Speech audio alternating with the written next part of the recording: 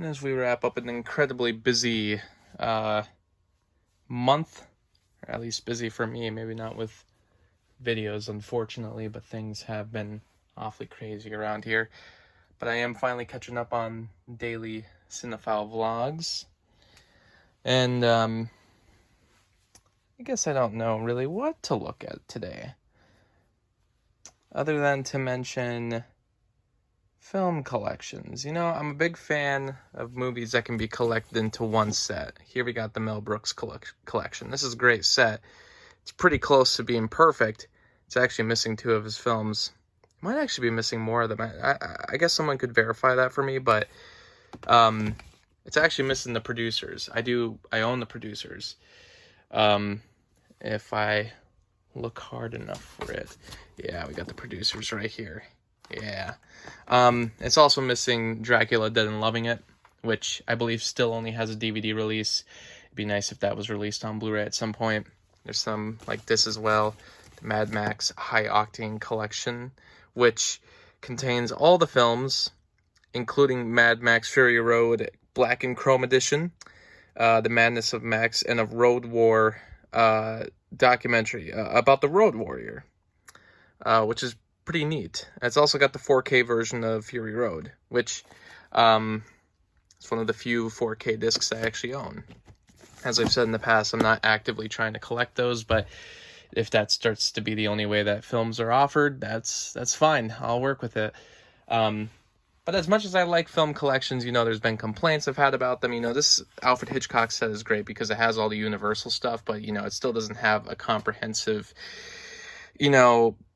there's not a comprehensive collection of the Alfred Hitchcock films. You kind of got to get them all over the place, as I've sort of talked about before, including having this weird DVD where I literally had to make a label of all the different films on there that are Hitchcock films, because actually it's a horror set. And I actually own all those horror films on this horror set. Mill Creek, they like to do the double dipping, that's for sure. But there's some, some film collections are pretty comprehensive. Here's the Fly collection. Every Fly movie. Return of the Fly is on here. The Curse of the Fly. The remake and the remake sequel. And I don't think a lot of people even know that the Jeff Goldblum film did have a sequel.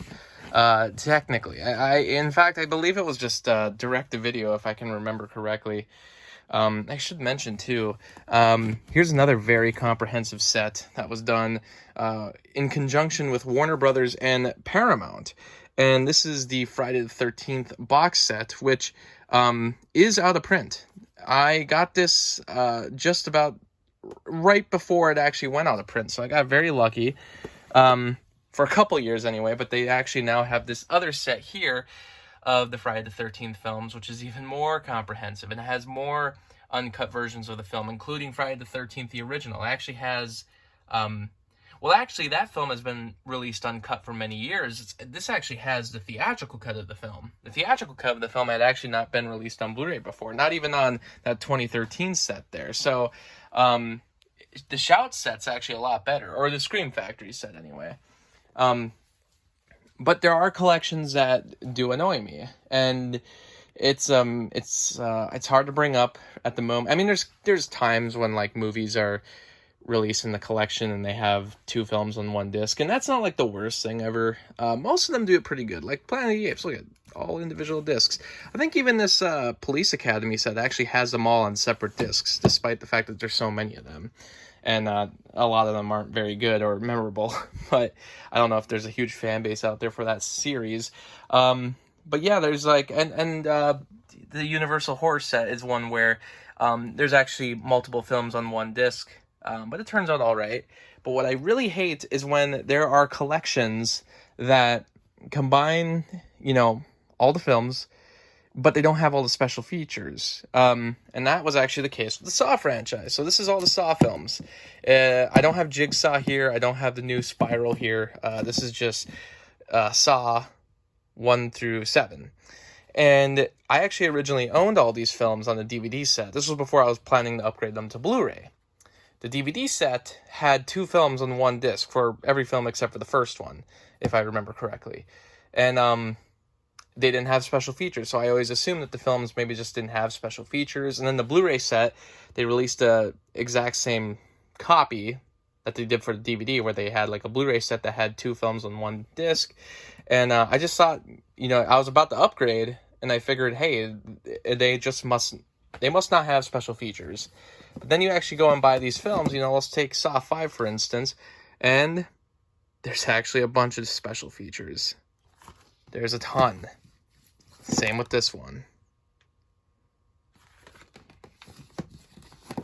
All these films have tons of special features, but you don't really get any of them if you buy the collection, the set that has all the films, 2 movies on 1 disc. So that's actually a case where getting the collection set is actually a dumb idea, because you don't really get your money's worth out of it. So I guess my recommendation is, if you're looking out for, and I have still a lot of sets, but I do my research.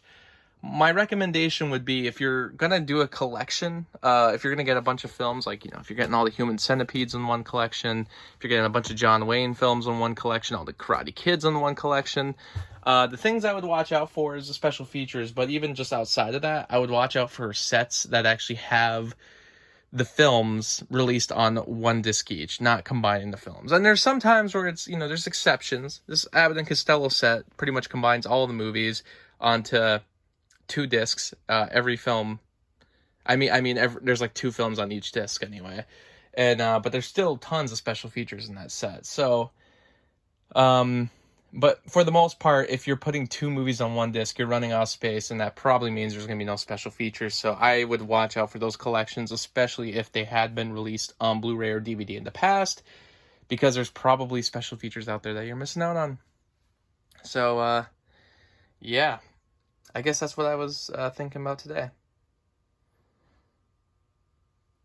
Of course, you get to a point where you start owning, certain movies just for 1 special feature. Is it really worth it?